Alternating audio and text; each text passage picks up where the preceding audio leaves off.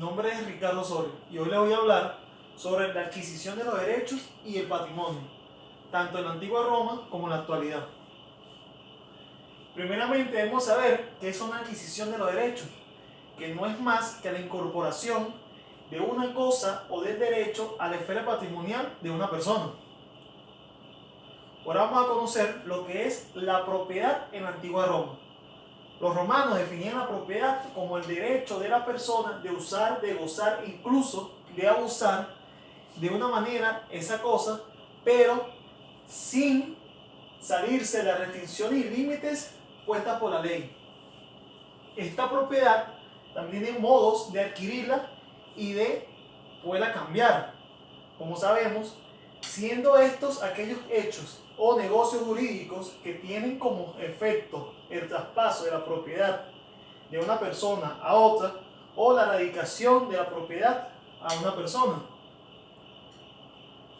En la legislación venezolana no es tanta la diferencia a la antigua Roma. La prescripción adquisitiva es el modo de adquirir el dominio y otros derechos reales por la posesión a título de dueño durante el tiempo regido por la ley. En el artículo 545 del Código Civil se establece o se define lo que es la propiedad para el Estado venezolano, que no es más que el derecho de usar, de gozar y disponer de las cosas de manera exclusiva con las limitaciones y obligaciones de la ley. Como pudimos observar, es muy parecido al concepto que utilizaban anteriormente los romanos. Formas de clasificar los modos de adquisición de la propiedad en la antigua Roma. Primero vamos a ver el modo de transferir o de adquirir una propiedad de manera que si eran ciudadanos romanos o no. El primero tenemos lo que es el derecho civil. El derecho civil se aplicaba solamente cuando los relacionados eran ciudadanos romanos. Dentro del derecho civil tenemos la adquisición llamada la mancipatio. La mancipatio era uno de los medios más antiguos de la antigua Roma. Este medio funcionaba para intercambiar fundos, animales de carga, esclavos, entre otros. Este método consistía en lo que eran palabras ceremoniales, en donde la persona que cedía dicho objeto, dicha cosa, se denominaba como mancipio dans, mientras que la persona que adquiría dicha cosa se denominaba como mancipio adspien.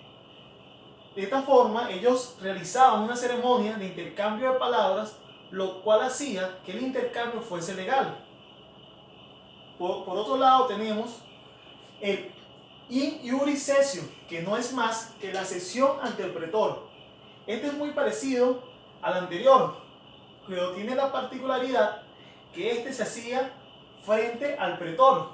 Nuevamente, es un modo de transición de la propiedad en donde el adquiriente reclamaba la propiedad, pero en este caso, la persona que cedía la propiedad se quedaba en silencio, mientras que el pretor escuchaba a la persona que iba a adquirir dicha cosa.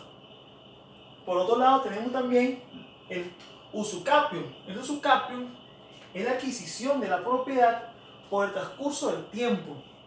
Este método requería principalmente de tres cosas, como lo son, primero, el justitítulo y justicausa, que es el acto jurídico que procede al traspaso. También tenemos lo que es la buena fe, que consistía en ningún interés jurídico o derecho al objeto o la cosa ajena de la otra persona. Y por último tenemos posesión continua. En este caso se requería que la persona tuviese una cantidad de tiempo o por un determinado lugar en su pertenencia dicha propiedad o dicha cosa o dicho objeto. También tenemos lo que es la adjudicación, que es la que se otorgaba por decisión judicial, o sea, por decisión de un juez. Esta se aplicaba en tres casos. Como primero tenemos el que es el actio famili, que es la acción ejercida por los herederos como objeto de participación de una herencia. Segundo, tenemos el actio comuni, que es la acción que intenta el copropietario de una cosa común para lograr la división de la misma. Y por último tenemos el que es actio finium, que buscaba la fijación de linderos entre fundos vecinos para determinarse la extensión que se requería de cada persona. Por último tenemos la ley. La ley era la persona que adquiría la cosa porque así lo determinaba dicha ley.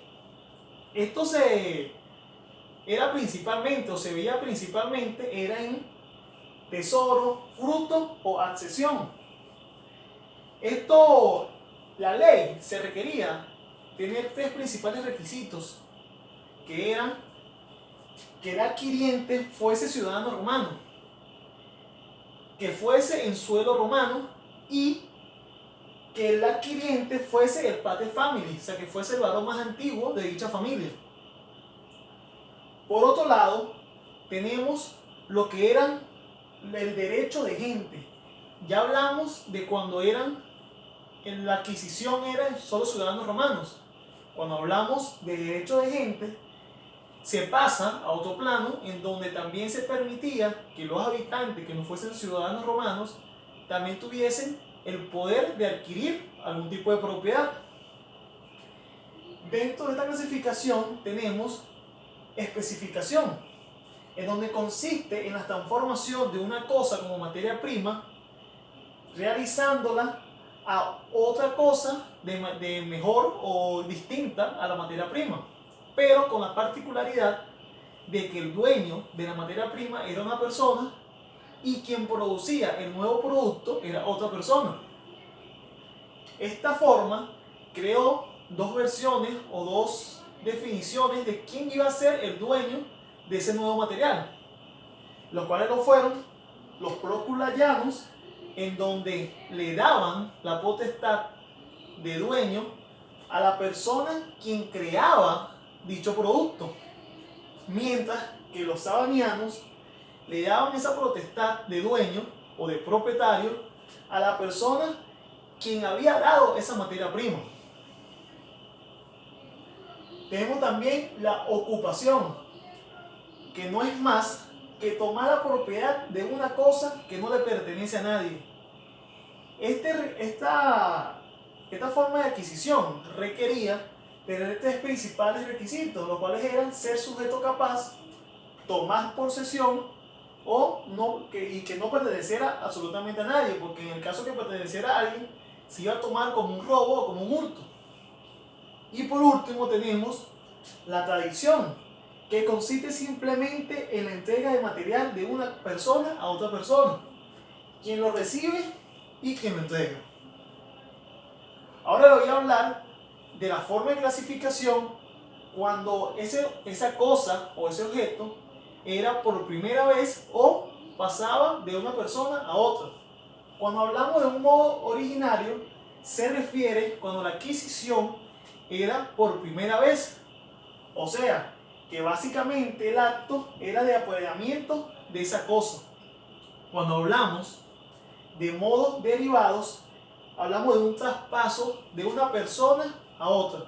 Básicamente consiste en que una persona pierde la propiedad y al mismo tiempo otro la adquiere.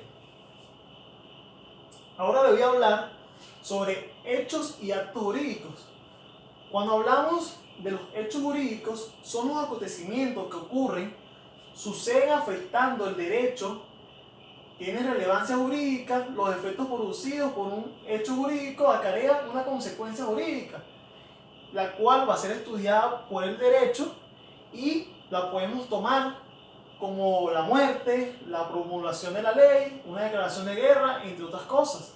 Pero cuando estamos hablando de un acto jurídico, es el acto voluntario lícito que se tiene por finalidad establecer entre personas relaciones jurídicas, crear, modificar, transformar, cambiar lo que es el derecho o los derechos como tal.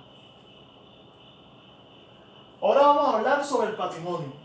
El patrimonio no es más que el conjunto de relaciones jurídicas pertenecientes a personas que tienen una utilidad económica y por ello son susceptibles de estimación pecuniaria y cuya relación jurídica está constituida por derechos y deberes, activos y pasivos.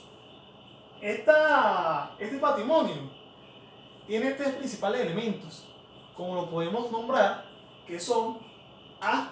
Su composición como conjunto unitario de derechos y obligaciones. B. Su significación económica pecuniaria, ya que solo las relaciones jurídicas de carácter pecuniario forman el contenido del patrimonio. Y último, tenemos C. Su atribución a un titular como centro de sus relaciones jurídicas.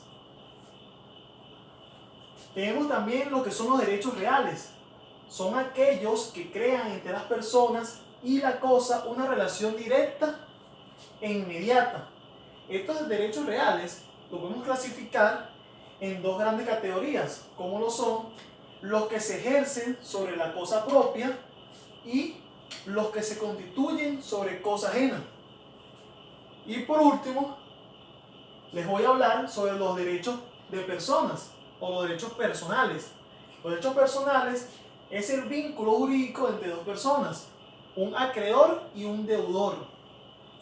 Esta clase de derechos se necesita que exista una dualidad de personas, una dualidad entre los sujetos.